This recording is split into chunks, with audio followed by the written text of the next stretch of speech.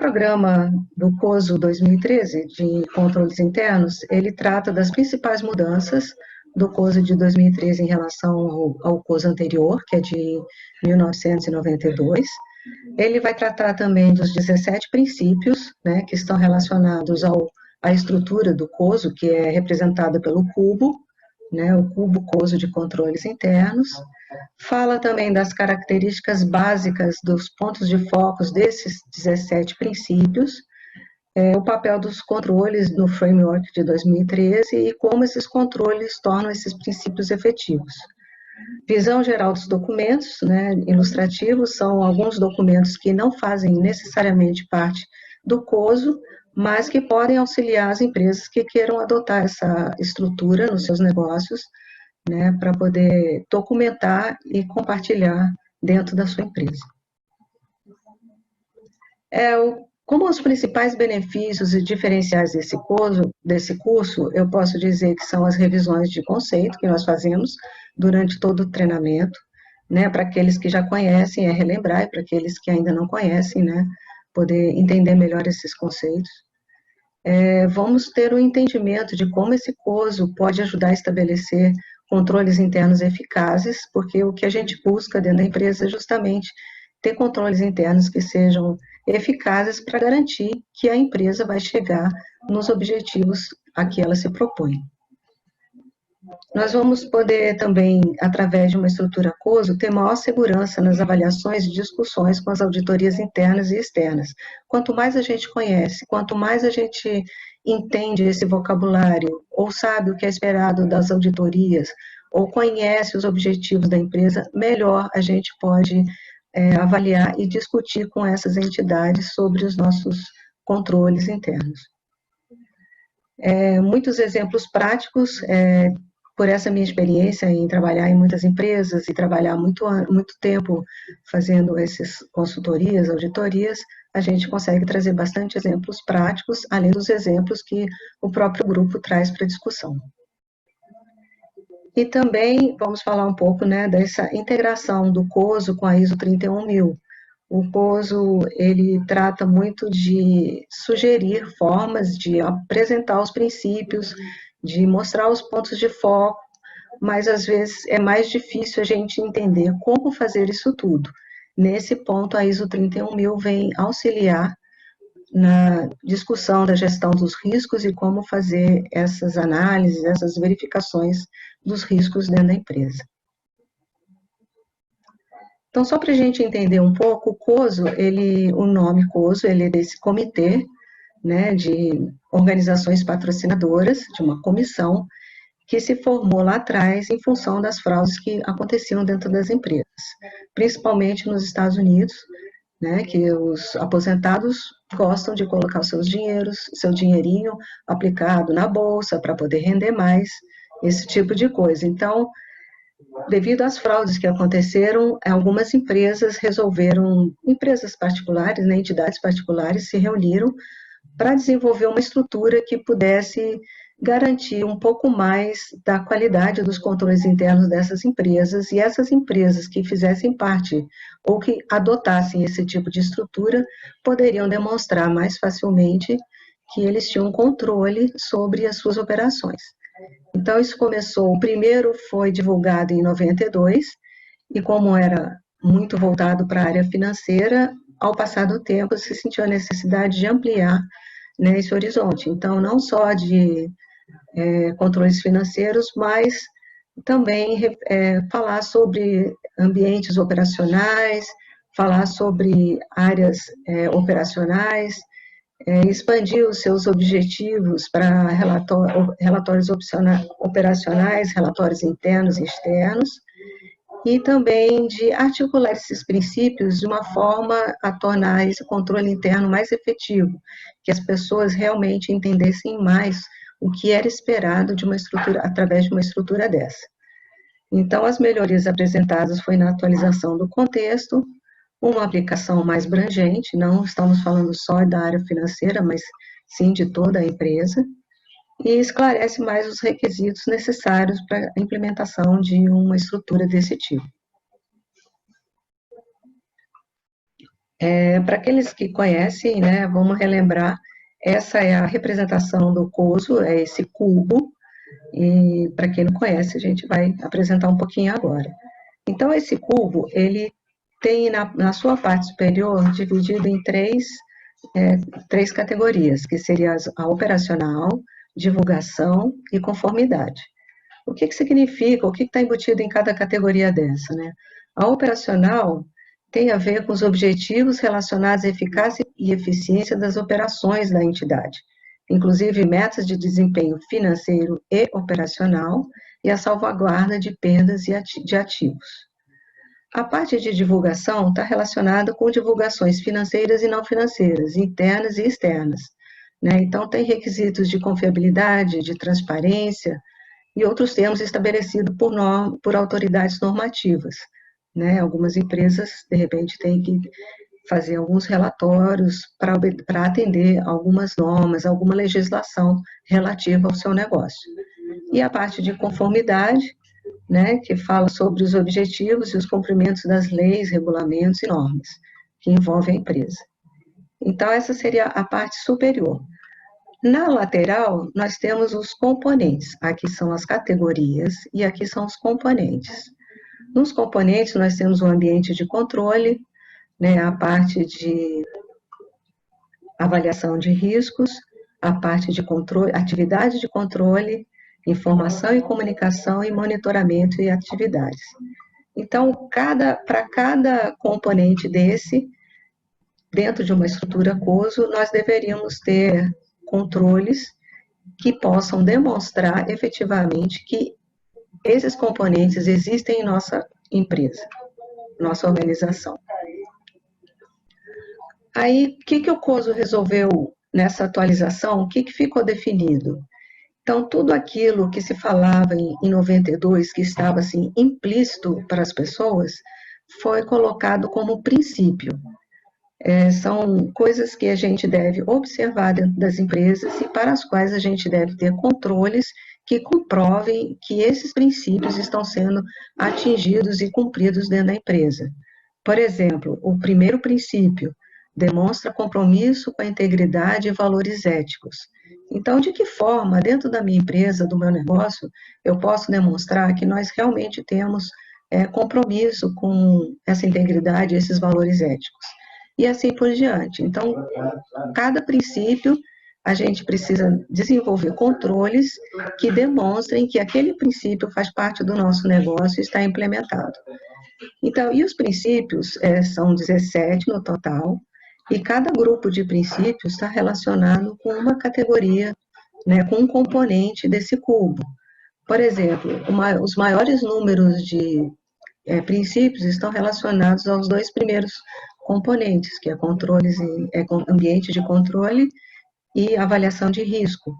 Que uma vez que a gente tem um ambiente bem estabelecido, que seria o nosso alicerce, a nossa base, e a gente tem identificado todos os riscos que estão envolvidos no nosso negócio, aí a partir daí a gente consegue desenvolver atividade de controle, consegue fazer informação, essa comunicação e monitorar se as coisas estão de fato acontecendo conforme a gente desenhou.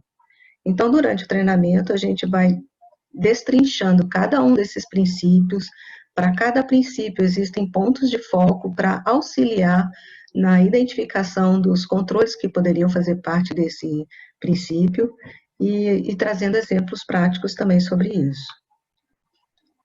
Então, só para exemplificar, vamos supor, no ambiente de controle, o princípio número 1, que seria a organização demonstra ter comprometimento com a integridade e os valores éticos. Quais seriam os controles que eu poderia ter dentro do meu negócio para o atendimento a esse princípio, né, que me demonstrasse que esse princípio está atendido dentro do meu negócio? Então, no ambiente de controle, por exemplo, recursos humanos revisa as informações dos empregados para confirmar se o código de conduta é compreendido e tem aderência de todos da empresa. Esse seria um controle. Um outro controle, a gerência obtém e revê informações sobre potenciais desvios através de hotline para confirmar a qualidade das informações. Esse poderia estar ligado no componente informação e comunicação. A auditoria interna avalia independentemente o ambiente de controle, considerando os comportamentos dos empregados e os resultados dos relatórios de desvios. Esse é um controle que poderia fazer parte do componente atividade de monitoramento. Então, a gente pode observar que para o mesmo princípio, eu posso ter vários controles e que, na verdade, eles estão espalhados entre aqueles componentes do meu cubo, né? E assim por diante para todos os princípios. Nessa nova estrutura, algumas coisas a gente precisa destacar, né, que ficaram bem evidentes. Os 5 componentes, que são aqueles 5 componentes que nós vimos do cubo, né, ambiente de controle, avaliação de risco, né, atividades de controle, monitoramento e comunicação, todos eles, nós precisamos desses 5 componentes para avaliar se o sistema de controle interno é, de fato, eficaz. Nós precisamos também sempre levar em consideração a importância do julgamento, porque, assim, são pessoas que estão nas empresas, são pessoas que têm as suas crenças, né, têm a sua formação, têm os seus conhecimentos, e às vezes a gente tem várias informações, mas não tem todas as informações. Então, a gente tem que procurar sempre baseado na melhor informação disponível, né, na qualidade das informações disponíveis, e em alguns momentos, sim, nós vamos ter que tomar decisões e usar o nosso julgamento. Mas o que o COSO quer, né, o que o ideal dentro de uma organização, é que esses julgamentos sejam feitos com base em o maior número de informações possíveis, né, mas nunca esquecendo que talvez em algum momento, né, eu precise realmente bater o martelo e fazer um julgamento. A formalização dos conceitos fundamentais em princípios, se a gente olhar todos aqueles princípios, aqueles 17 princípios, a gente pode ver muita similaridade com muitas coisas que a gente já faz dentro da empresa, né? Então, o que foi feito ali foi verbalizar, né? Colocar no papel o que, de fato, quais são os princípios que devem existir dentro de uma empresa para que a gente possa dizer que o controle interno dessa empresa é eficaz. E a outra informação que a gente gosta de destacar é que essa estrutura, né, esse COSO, de 2013 e o COSO de riscos empresariais, eles são complementares. Um não substitui o outro. Então, quando a gente, só dando um exemplo de revisão de conceitos, né, quando a gente fala de controle interno, a gente tem que pensar sempre, ele é conduzido para auxiliar os objetivos da empresa. Então, eu tenho que saber, tenho que conhecer quais são esses objetivos, o que eu quero alcançar, quais são meu apetite a risco, minha tolerância a risco. Então, tem uma série de coisas que têm que ser definidas, né, para a partir daí, sim, a gente poder começar a olhar esses princípios todos, sempre pensando em como esse princípio ou como esse controle vai me ajudar a atingir o objetivo da empresa. Ele é um processo, né, que consiste de tarefas contínuas, então o controle interno ele está o tempo todo acontecendo, né, ele é realizado por pessoas, então não é dizer que o controle interno, isso é coisa do controle interno, é uma área que existe dentro da minha empresa, eles que tomam conta. Sim, a gente tem uma área de controles internos para auxiliar todo mundo, mas cada um é responsável pelo controle interno. Cada um é responsável pelas atividades que executa e cada um é responsável por atingir os objetivos, né, que foram colocados para ele. Então, as pessoas que fazem esse controle interno de fato acontecer. Ele é capaz de proporcionar uma segurança razoável, porque por mais controles, isso a gente sabe, né? Por mais controles, por mais pessoas capacitadas, por mais treinamentos que a gente tenha dentro da empresa, hotlines, canais de denúncia, sempre se pode ter uma brecha e alguma fraude, alguma coisa pode acontecer. Ou porque a pessoa deixou de fazer alguma coisa, né? Ou porque ela realmente queria cometer uma fraude. Então, a gente fala que o controle interno é eficaz, mas ele não pode garantir 100% de que as coisas vão andar sempre corretamente, né? E também que ele é adaptável à estrutura da entidade. Cada um vai ter um controle interno de acordo com a sua cultura, né, os seus objetivos, o seu apetite a risco. Então, ele é uma coisa que é adaptável a cada entidade.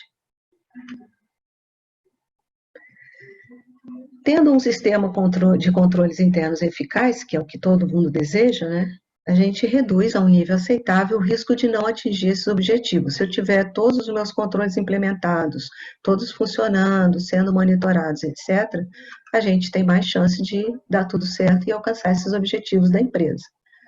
Um sistema de controle interno eficaz requer que cada um dos 5 componentes e princípios pertinentes estejam presentes e funcionando. Esse é um ponto bastante importante, né? A gente viu lá, são 17 princípios, que aqueles 17 princípios estão atrelados a vários componentes do nosso cubo. E para que eu possa dizer meu controle interno é eficaz, eu preciso que todos os princípios estejam presentes e funcionando. O que significa isso? Né? Que presente refere-se à determinação de que os componentes e princípios pertinentes existem no desenho e na implementação de um sistema de controle interno para alcançar objetivos específicos. Então, eu consigo demonstrar que todos os meus 17 princípios foram contemplados e existem controles para eles e eu consigo demonstrar isso de alguma forma? Isso significa a presença. Sim, todos estão aqui, todos os princípios foram atendidos, tenho atividades de controle para todos eles. Isso é relativo à presença. E funcionando, refere-se à determinação de que os componentes e princípios pertinentes continuam a existir nas operações e conduzem o sistema de controle interno para alcançar os objetivos especificados. Quer dizer, e não só basta estar presente, mas ele tem que estar funcionando. Por exemplo, eu tenho um relatório de problemas que aconteceram na minha produção, que é feito periodicamente.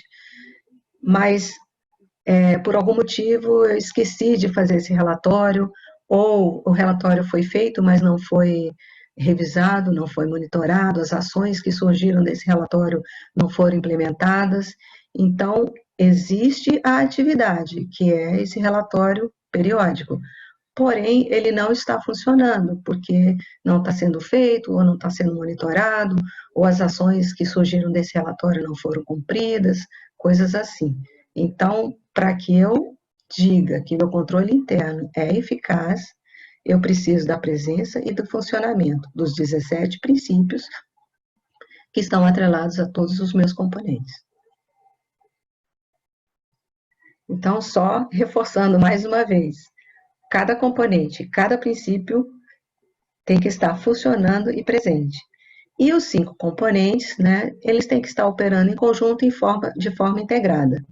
Porque se eu estabeleço um procedimento, se eu faço análise dos riscos relativos àquele procedimento, tenho atividades para ele, informo e comunico, e faço monitoramento, então todos esses componentes estão trabalhando junto e de forma integrada. Nesse link aí, vocês podem, por exemplo, baixar o sumário executivo em português, que trata com um pouco mais de detalhes sobre esse COSO de 2013.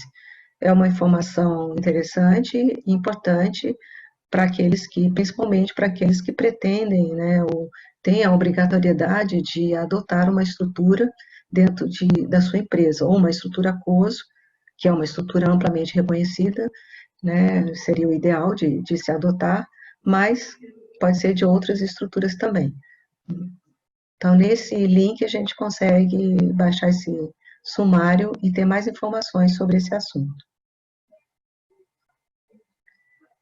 Então, esse foi, assim, um resumo muito rápido, né, da parte da implementação do COSO 2013, onde a gente fala dos princípios, dos pontos de foco, de como eles podem ser implementados e de como eles podem dizer que meu controle interno é eficaz ou não. Mas uma das coisas que a gente observa na estrutura COSO é que ela diz muito sobre o que a gente deve ter, que atividades a gente precisa ter, né, que informações a gente deveria ter mas ela não diz muito no como. Então, quando eu chego no componente de avaliação de risco, eu posso me beneficiar da ISO 31000, que ela é mais detalhada em relação a como fazer essas análises, como identificar, né, os meus riscos e como avaliar essas informações. Então, a estrutura 31000, né, a norma 31000, ela traz essa estrutura. Ela tem princípios, ela tem a estrutura em si e ela tem um processo. Então, os princípios, eles são, assim, as motivações por que a gente adotaria uma ISO 31000, né? Então, a função principal é criação e proteção do valor, né? Porque tudo que a gente faz dentro do nosso negócio é para gerar valor e que esse valor seja de interesse, né, dos nossos clientes e atendam os objetivos, né, as expectativas dos nossos clientes. Então, nessa parte de princípios, a gente vai falar sobre o que é, como que essa norma é integrada, que é uma estrutura abrangente. A gente vai detalhar cada um desses itens que aparecem no princípio para poder entender um pouco mais sobre essa norma. Exemplo, integrada, né? A gestão de risco ela tem que fazer parte das nossas atividades organizacionais. De alguma forma, a gente deveria já pensar, vamos supor, lá nos nossos procedimentos, já colocar informações relativas à gestão do risco, como isso é tratado dentro do nosso negócio, dentro da nossa empresa, e qual é a minha contribuição para isso. Então, ela vem no sentido de integrar todo o ambiente e da gente começar a criar uma mentalidade voltada para o gerenciamento do risco. E assim, né, a gente vai falando sobre cada uma dessas motivações, né, para a gente poder ter a criação e a proteção do valor. No caso da estrutura, a gente quer que tenha, a gente precisa que tenha uma estrutura, uma liderança comprometida, né, com essa gestão de risco. Porque se a gente não tiver um comprometimento da alta administração, vai ser difícil de a gente fazer qualquer implementação desse tipo, né? Por isso que lá no COSO, um dos primeiros princípios, o primeiro princípio é justamente essa questão do envolvimento da alta administração, da demonstração de que a alta administração tem envolvimento com isso, que é um ambiente de controle monitorado, bem forte, e coisas desse tipo. Então, na estrutura, a gente vai falar sobre essa liderança e comprometimento, a concepção, implementação, né, como que a alta administração pode e deve se envolver e ajudar nesse processo, né. E na parte do processo em si, a gente aí sim vai entrar nos detalhes de gestão do risco, né, na parte prática mesmo. Né, a gente vai falar do escopo, do contexto, vai falar do processo de identificar riscos, de analisar esses riscos. A gente vai detalhando cada um desses itens para poder compreender um pouco melhor essa ISO 31000 e de que forma que ela ajuda, né, na parte prática de identificar esses riscos. Então, nós temos, por exemplo, aqui esse processo, né? O risco. Para a ISO 31000, o risco é o efeito da incerteza nos objetivos. O efeito é o desvio em relação ao esperado. O COSO, ele trata mais dos riscos negativos, fala nada ou quase nada dos riscos positivos. Já a ISO 31000, ela começa a olhar também para esse lado dos riscos positivos. De repente, enquanto eu estou fazendo as minhas avaliações, eu posso descobrir que um determinado desvio em relação à minha atividade pode me trazer um resultado positivo. Então, eu vou querer alavancar, eu vou querer reforçar, né, vou querer que isso aconteça. Enquanto que um risco negativo, claro, eu vou querer colocar barreiras e eliminar para que essas coisas não aconteçam. Em relação aos objetivos, eles podem possuir diferentes aspectos e níveis, eles podem ser objetivos relacionados à área financeira, podem ser objetivos operacionais, podem ser objetivos de meio ambiente, várias coisas. E pode estar no nível estratégico, pode estar no nível operacional, ou pode ser um objetivo relacionado a um único determinado projeto, né? Essas coisas todas a gente tem que pensar e colocar no papel e definir muito bem definido para a gente poder chegar ao entendimento do que realmente representa risco para o meu negócio, né? Então, o risco a gente poderia descrever dessa forma, né? Ele tem causas, que a gente chama de fonte ou perigo, que vão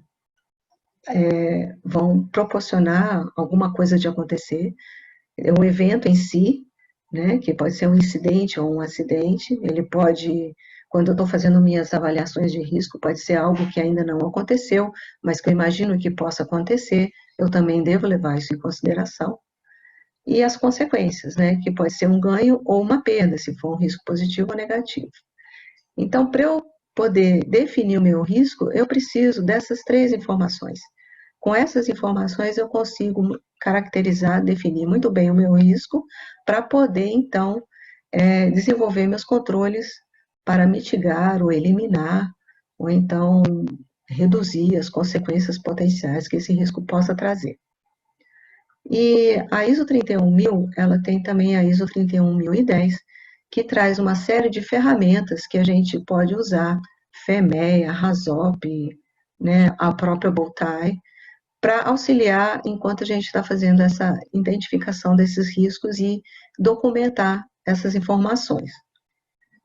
Então, nós trouxemos aqui um exemplo de um diagrama Bowtie, que é uma das ferramentas que aparece lá na ISO 31000, que é relacionada à gestão de risco, né? Então, a carinha do Bowtie é essa. Só explicando rapidamente o que é o Bowtie.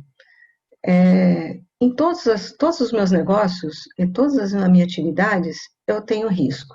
Por exemplo, se eu sou uma empresa lá de transportes, faz parte do meu negócio dirigir um carro, porque eu sou uma empresa de transporte. Então, a gente coloca essa atividade como sendo um perigo, né? A denominação da Bowtie para essa atividade é perigo. O nome às vezes não bate muito, mas vamos entender dessa forma. Então, o meu perigo é dirigir um carro, que por si só pode não representar nenhum risco, né? Pode não ter problema nenhum. Mas o que poderia representar um risco dentro dessa atividade de dirigir um carro? Eu posso perder o controle desse carro, né, sobre esse carro. E aí, se eu posso perder o controle, quais seriam as possíveis fontes, causas, né, as possíveis coisas que poderiam, no caso da Boltaia, a gente chama de ameaças. Então, quais seriam as possíveis ameaças que poderiam fazer com que eu perdesse o controle do carro? Então, nós elencamos uma aqui, a perda de atenção do motorista, ou porque ele está atendendo o celular, ou porque está mexendo no rádio, ou porque ele está cansado. E aí, sabendo que essa é a minha ameaça, e sabendo que o meu evento é a perda do controle, eu vou procurar colocar algumas barreiras, alguns que na linguagem do curso a gente chama de controles. Vou colocar alguns controles aqui para não deixar que essa perda de atenção realmente vire uma perda de controle sobre o carro. Então, por exemplo, eu posso ter um procedimento limitando as chamadas enquanto eu estou dirigindo, né? Eu não posso fazer muitas chamadas, ou se eu fizer a chamada, eu tenho que ter um viva voz no meu carro, alguma coisa assim. E eu posso ter também paradas programadas, né? Paradas a intervalos regulares. Porque aí eu sei que eu vou ter uma parada daqui a um determinado tempo, então eu deixo para responder as minhas informações, meus telefonemas, durante essas paradas, e com isso eu minimizo a questão ou a possibilidade de eu perder o controle sobre o meu carro. Mas se mesmo assim nada disso funcionar, eu posso ter a consequência da colisão de outros carros com outros carros ou com objeto parado. Isso poderia ser uma consequência muito ruim. Então, tá bom, eu perdi o controle, fiz isso tudo aqui, não funcionou, acabei perdendo o controle. E a consequência poderia ser essa colisão. O que eu posso pensar para mitigar esse tipo de consequência ou minimizar ou, né, não ter um impacto muito grande nessa colisão, né? Eu posso ter movimentos de emergência, né? Ter lá todo um treinamento para se acontecer essa perda de controle, quais seriam os próximos passos, o que que eu tenho que fazer, de que forma que eu vou agir.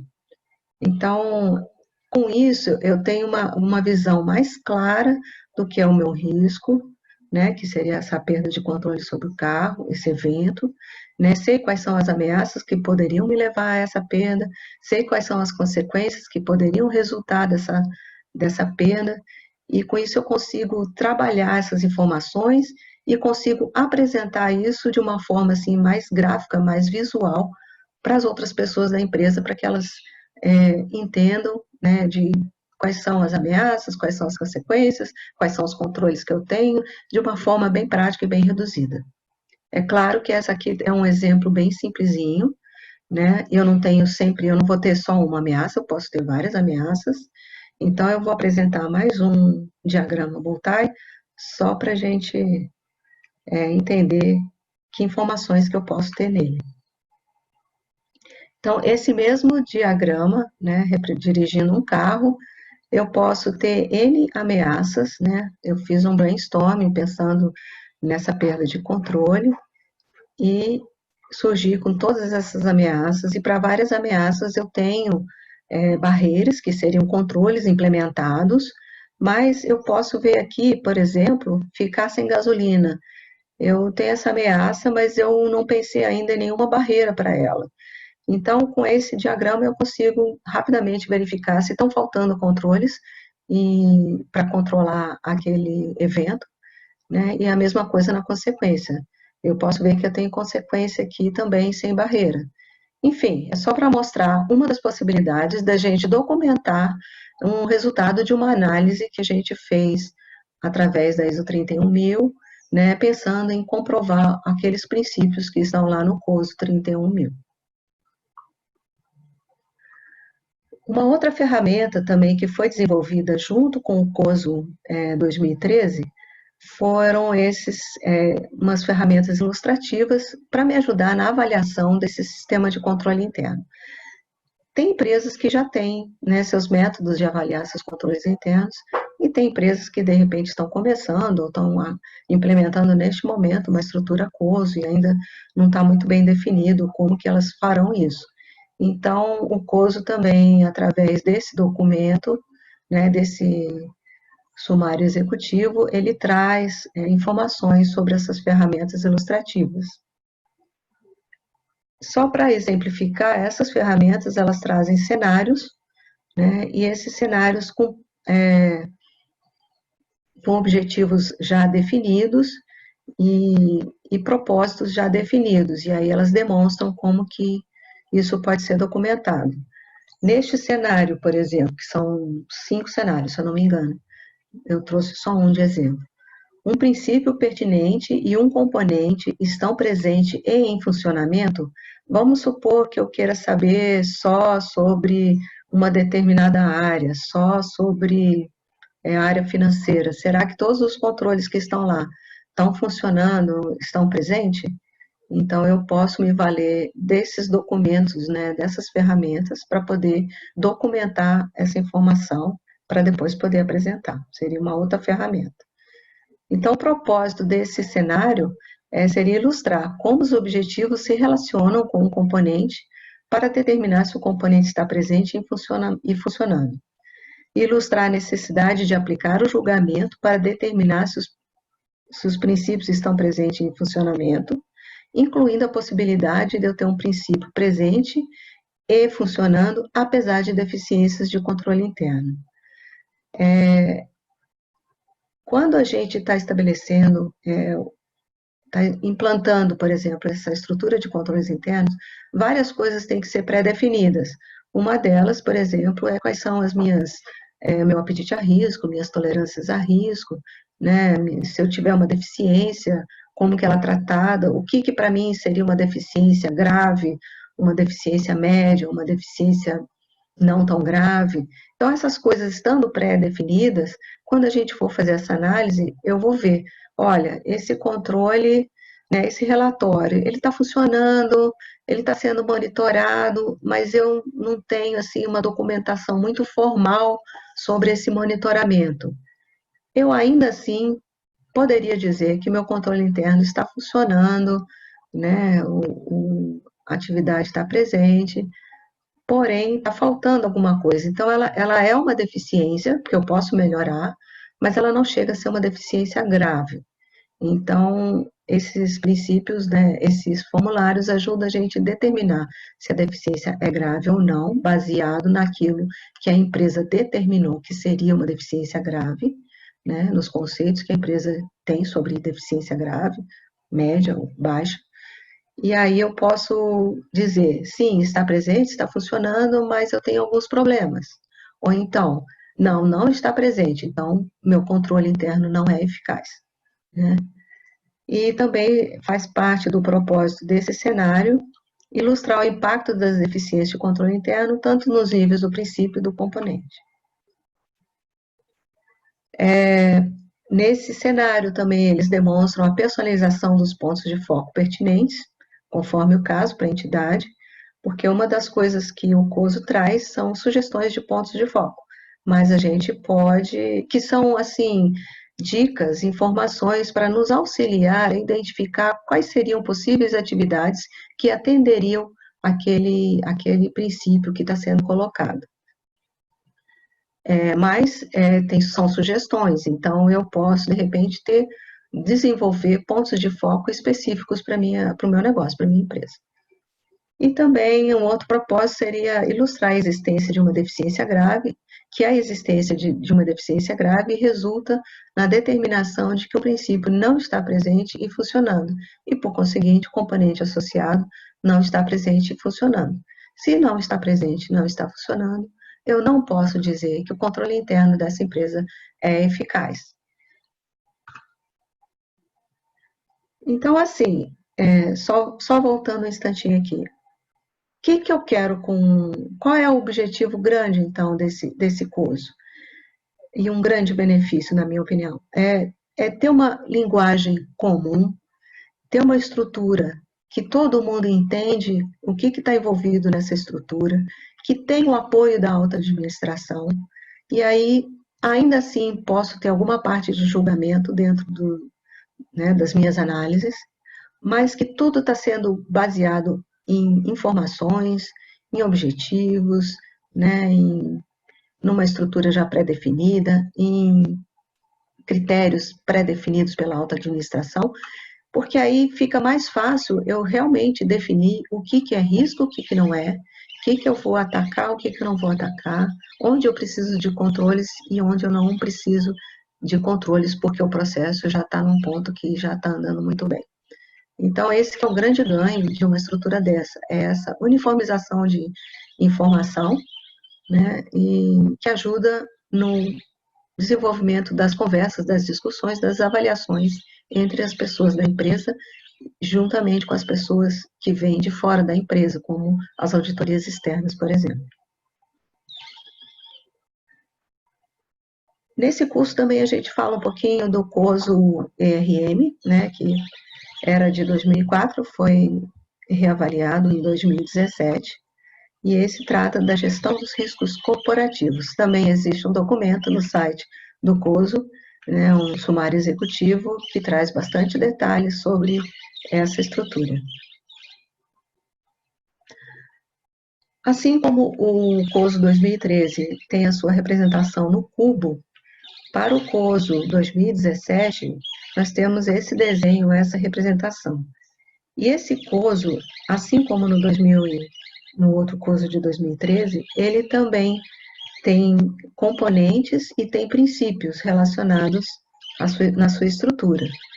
Então, essa questão dessas linhas aqui, que elas quer dizer da movimentação, que elas saem permeando toda a empresa, né? Isso passa por toda a empresa, por todas as áreas, né, da empresa, e cada grupo de componente, cada componente aqui tem seu grupo de princípios atrelados a ele, né, para poder fazer o acompanhamento dessa gestão de riscos corporativos, essa gestão. Ele leva em consideração a missão, a visão e os valores principais, valores, né, da empresa, o que a empresa tem como valor.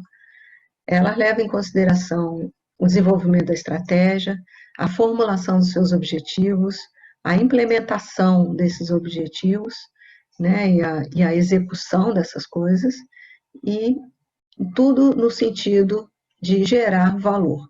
Né? Esse curso de 2017 fala muito na geração de valor para a empresa. Né? Seja uma empresa que quer gerar resultados financeiros para os seus acionistas, seja uma empresa do governo que quer gerar, né, serviços de qualidade para os seus, para as pessoas, né, em geral. Enfim, depende do que é a empresa e o que é valor para essa empresa, e essa estrutura vai levar isso em consideração na hora de traçar sua estratégia, traçar os seus objetivos, né, e colocar isso em andamento. Nós vamos falar rapidamente de quais são esses componentes, né? O primeiro deles é governança e cultura. E aqui, lembrando sempre que aqui nós estamos falando da alta administração da empresa. Né? Esse é uma estrutura que eu estou olhando para o meu futuro. Eu estou falando da minha missão, da minha visão, de onde eu quero chegar, o que eu quero fazer, quais seriam, mediante a estratégia que eu desejo adotar, quais seriam os riscos que poderiam me ajudar ou me impedir de chegar lá. Por isso que ele trata de riscos positivos e de riscos, né, negativos. Então, uma das coisas que a empresa deve olhar, adotando uma estrutura dessa, é estabelecer um tom na organização que reforça a importância da responsabilidade pela alta administração sobre o RM. Quer dizer, não é de ninguém, é da alta administração essa responsabilidade. Né? A cultura está ligada aos valores éticos, comportamentos desejados e entendimento dos riscos existentes na entidade. Então, eu quero trazer para minha empresa uma cultura de ética, onde fraudes não são permitidas, ou se eu identificar fraudes, ações tempestivas são tomadas para demonstrar que isso é um valor para a gente, que a gente não admite isso dentro da empresa. Então, há que se pensar de como será feita essa governança e como será trazido, como será implantada essa cultura dentro da empresa. E quais são os riscos que podem me atrapalhar nesse caminho ou que podem me ajudar nesse caminho. Estratégia de definição de objetivos, né, porque a partir daí, né, da estratégia de definição de objetivos que trabalham juntos no processo de planejamento estratégico. Aqui também eu já tenho que estabelecer qual é o apetite a risco, né, em vista da minha estratégia, quais são os objetivos do negócio que podem colocar essa estratégia em prática e que servem como base para identificar, validar e responder ao risco. Então, são várias coisas que têm que ser pré-definidas para depois serem passadas para as outras áreas da empresa, para cada um, a partir daí, desenvolver os seus objetivos também. Um outro componente é a execução, né? Os riscos que podem impactar o alcance da estratégia nos objetivos de negócio devem ser identificados e endereçados, né? São priorizados de acordo com a severidade. E a organização, então, seleciona a resposta para esses riscos e a quantidade dos riscos assumidos. Então, faz parte também desse COSO.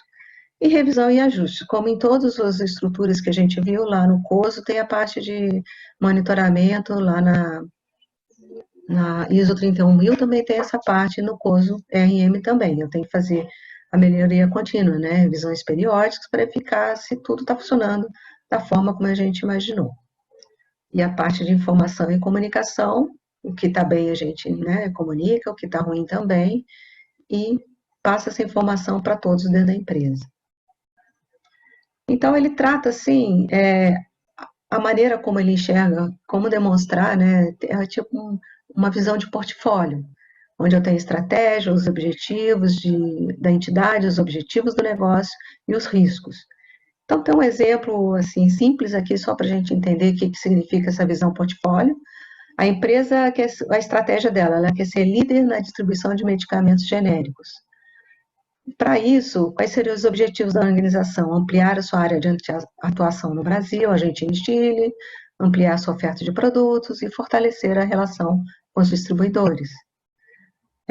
Aí, trazendo isso para o nível do negócio, eu tenho que contratar pessoal qualificado, tenho que ter uma logística bem estruturada, um centro de pesquisa, uma tecnologia de ponta e um programa de recompensa para essas atividades. E aí, quais são os riscos para que eu possa atingir tudo isso, né? Eu posso ter um problema de recursos insuficientes, orçamento, ou eu posso ter uma logística que hoje é terceirizada e não acompanha a minha demanda, eu posso ter uma logística que não está me atendendo em todas as regiões que eu quero colocar meu negócio, posso ter prazos inadequados para a implementação de novas tecnologias e assim por diante. Então, é isso que no COSO ERM eles identificaram como uma visão de portfólio. E a partir daqui, todo mundo vai poder desdobrar esses riscos para dentro da sua atividade e ver como que o seu pedacinho contribui para esse todo. Em relação ao COSO e a ISO 31000, a gente compatibilizando essas duas estruturas, né? O COSO enfoca a estrutura integrada, está voltada para a eficácia dos controles internos, presença e funcionamento. Já a ISO 31000, ela foca em princípios, estrutura e processo, ela é mais dinâmica, porque ela está sempre revisando se os riscos estão adequados, qual é o meu contexto, mudou alguma legislação, atrapalhou alguma coisa, então ela está voltada para uma análise mais prática, né, do gerenciamento do risco. E o estabelecimento de contexto, né, é um ponto de partida do processo de gestão, tem um papel principal, primordial no desenvolvimento desse gerenciamento. E esse contexto, ele é desenvolvido, é observado através do COSO, mas ele está mais detalhado na ISO 31000. Ela fala mais sobre essa questão de estabelecimento de contexto. E por isso que a gente apresentou muito resumidamente, a gente quer, vale dizer que essa integração do COSO com o ISO 31000 fica mais claro de que forma que uma organização pode se beneficiar dessas duas estruturas, né? Eu tenho um COSO que me dá um norte, que vai falar sobre meus controles internos, se eles estão bons ou não estão, com todos os controles que eu possa ter para aquelas atividades, mas quando eu entro na parte prática de avaliar esses riscos, eu posso me valer da ISO 31000, que tem o seu processinho já mais bem definido e detalhado de como fazer essa identificação e como reportar isso através das várias ferramentas que eles sugerem, sendo uma delas o Bowtie, por exemplo, né, e fazer essa comunicação e esse monitoramento. E de uma maneira muito rápida, era essa informação que a gente tinha para passar. Convido a todos a participar do curso, que ele é bastante interessante, traz muita informação, muito detalhe, para ajudar as pessoas que tenham interesse ou necessidade de implementar uma estrutura desse tipo em seus negócios.